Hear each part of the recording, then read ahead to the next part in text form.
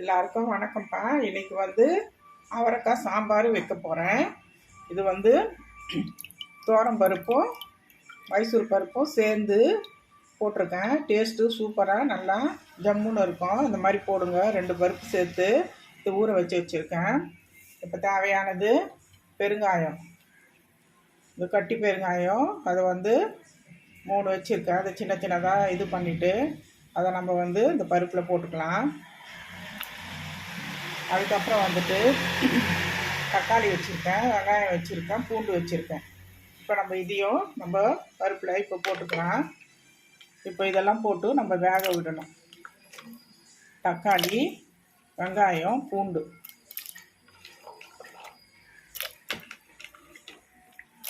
என்ன சாம்பார்னா அவரைக்காய் போட்டு சாம்பார் வைக்க போகிறேன். அதை நீங்கள் எப்படி செய்வீங்கன்னு எனக்கு தெரியல. நான் என்னோடய மெத்தடில் நான் வந்து அவரைக்காய் சாம்பார் செய்கிறேன். இது போட்டாச்சு. என்ன போட்டிருக்கேன்னா பருப்பு, 2 பருப்பு, மைசூர் பருப்பு, பருப்பு, பெருங்காயம், பூண்டு, தக்காளி, வெங்காயம், அதுக்கப்புறம் வந்துட்டு அவரைக்காய் வச்சுருக்கேன். இப்போ இது வந்து அவரைக்காய் இருக்குது, அதுக்கு வந்து வெண்டைக்காய் இருக்குது. அது வெண்டைக்காய் பொரியல் பண்ணணும். இப்போ அவரைக்காய் வந்து சாம்பாருக்கு தேவையானது எடுத்து வச்சுருக்கேன். இப்போ நம்ம என்ன பண்ணலான்னா இதை வந்து நம்ம ஸ்டவ்வில் எடுத்து வச்சுடுவோம். நல்லா ஒரு 5-6 விசில் நல்லா வரணும். இப்போ வந்து புசு புசுன்னு நடிக்கும் பருப்பெல்லாம் போட்டுறதுனால. அதனால் என்ன பண்ணலான்னா சும்மா கொஞ்சம் எண்ணெய் ஊற்றிக்கினோம்னா அந்த புசு புசுன்னு அது இது வராது. இப்போ வந்து இது வேகட்டும். வெந்து ஒரு 4 விசில் 5 விசில் வரட்டும். நல்லா மேஷ் ஆகணும் பருப்பு. அதுக்கப்புறம் வந்து நம்ம வந்து அவரைக்காவை வந்து தனியாக வந்து தாளிப்பு கொடுக்கணும். கடுகு, வெந்தயம், சீரகம் போட்டு, மிளகாய் தூள் போட்டு, அவரைக்காய் போட்டு வேக விட்டுட்டு, அதுக்கப்புறம் அதிலே கொஞ்சம் புளி கொஞ்சம் போட்டு புளியை வந்து கரைச்சி அதில் போட்டுட்டு உப்பு போட்டுட்டு நம்ம வந்து அவரைக்காய் வந்து தனியாக பண்ணிவிட்டு அப்புறம் பருப்பு வேகுது இல்லையா, அதில் வந்து நம்ம கொட்டி கலந்து நம்ம ரெடி பண்ணிக்கலாம். இப்போ வந்து இது நல்லா வேகட்டும். இப்போது ஒரு பாத்திரம் வச்சுட்டோம்ப்பா. இப்போ நம்ம வந்து அவரைக்காயை இப்போ நம்ம வந்து தாளிப்பு கொடுத்துக்கலாம். இப்போ இந்த பக்கம் வந்து பருப்பு வெந்துட்டுருக்கு, அது வேகட்டும். இப்போ நம்ம தேவையானது எண்ணெய் ஊற்றிக்கலாம்.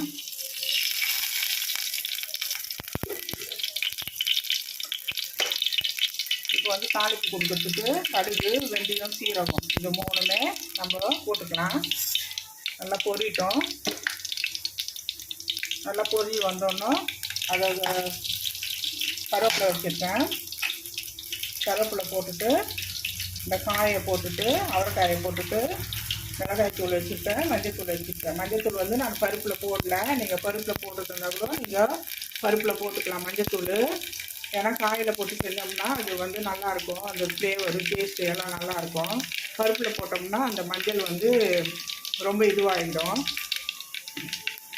இப்போ நல்லா பொரிஞ்சிடுச்சு. இப்போ கடுகு, வெந்தயம், சீரகம்லாம் நல்லா பொரிஞ்சிடுச்சு. இப்போ வந்து நம்ம சிம்மில் வச்சுக்கணும். ஹையில் வச்சுட்டு நம்ம போடக்கூடாது. குப்புன்னு வந்து அனல் அடிக்கும். அதனால் கருவேப்பிலை போட்டு இந்த காயை கட் பண்ணி வச்சுருக்கோம்ல, இந்த காயை போட்டுக்கலாம். அவரைக்காயை போட்டுக்கலாம்.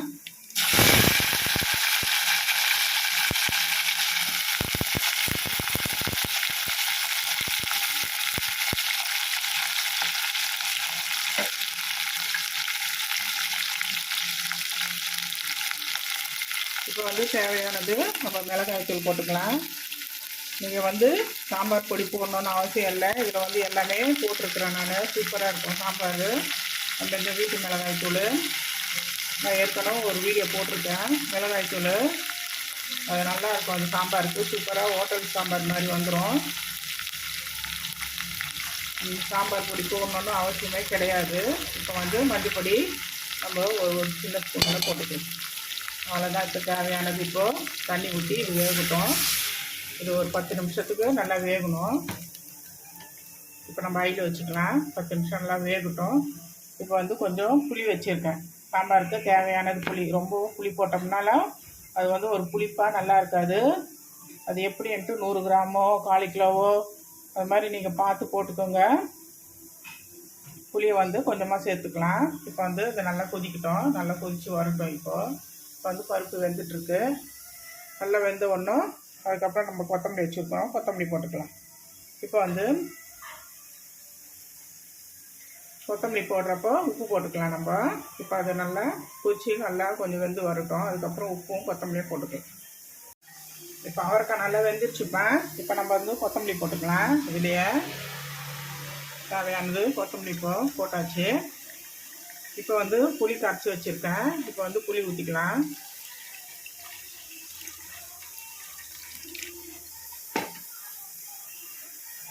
இப்போ தேவையானது நம்ம உப்பு போட்டுக்கலாம். இப்போ தேவையானது உப்பு போட்டுட்டேன். அவ்வளோதான். இது நல்லா இப்போ கொதிச்சோன்னா நம்ம பருப்பை ஆஃப் பண்ணிவிட்டு நம்ம பருப்பில் போட்டு நல்லா கடைஞ்சி விட்டுட்டு அதுக்கப்புறம் ஒரு 5 நிமிஷத்துக்கு கொதிக்க விட்டோம்னா சாம்பார் ரெடி. அவ்வளோதான். இப்போ நல்லா இது புளியெல்லாம் சேர்ந்து அவரைக்காயில் நல்லா அந்த கொதிச்சு நல்லா வரணும். இது இப்போ நம்ம உப்பு போட்டிருக்கிறோம். உப்பெல்லாம் நம்ம அவரைக்காயில் சேரணும். இப்போ அது நல்லா சேர்ந்து கொதிச்சு வரட்டும். இப்போ வந்து வெண்டைக்காய் கட் பண்ணி வச்சுருக்கேன். இது வந்து ஒரு 400 கிராம் வெண்டைக்காய். இது வந்து இப்போ வந்து இதுவும் வந்து பொரியல் பண்ணணும். இப்போது அப்படியே ஃப்ரை பண்ணி எடுக்க போகிறேன். அதையும் நான் உங்களுக்கு காமிக்கிறேன் அந்த வீடியோவில். இப்போது கொதிக்கிட்டோம். நல்லா பருப்பை நல்லா கடைஞ்சி எடுத்து வச்சாச்சுப்பேன். இப்போ வந்து அவரைக்காய் நல்லா வெந்துடுச்சு. நல்லா வெந்து நல்லா புளியெல்லாம் போட்டு நம்ம வச்சுருக்கோம். நல்லா இதுவாகிடுச்சு. இப்போ வந்து நம்ம வந்து அவரைக்காயை வந்து நம்ம பருப்பில் ஊற்றிக்கலாம். வெந்ததை ஊற்றிட்டு திரும்ப நம்ம என்ன பண்ணலாம், ஒரு 5 நிமிஷம் கொதிக்க விடலாம். இப்போ நம்ம ஊற்றிக்கலாம். இதில் வந்து கொத்தமல்லி கருவேப்பிலை எல்லாம் போட்டாச்சு.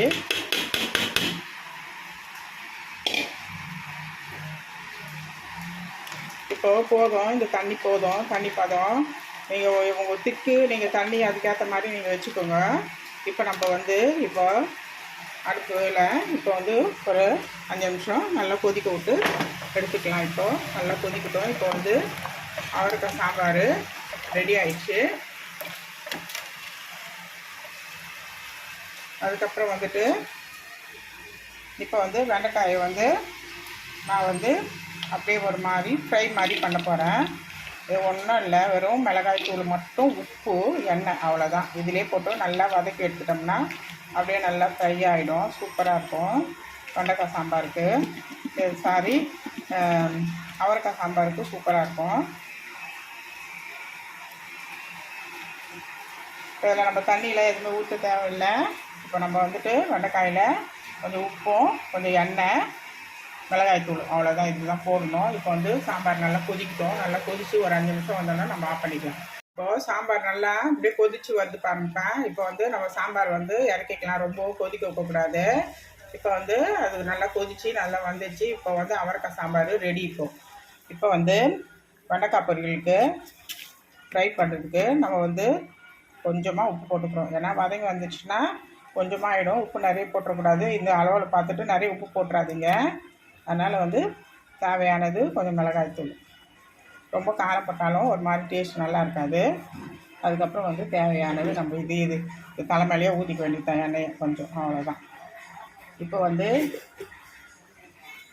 இதை நல்லா இப்படி கலரி விட்டுட்டு நம்ம வந்து ஸ்டவ்வில் வச்சுட்டு சிம்மிலே வச்சுட்டு இதை வதக்கி எடுத்துட்டோம்னா நல்லா ஃப்ரை ஆகிடும். சூப்பராக இருக்கும் சாம்பாருக்கு. இது நல்லாயிருக்கும். இது இப்போ வந்து நம்ம வந்து சாம்பாரை இறக்கிக்கலாம்.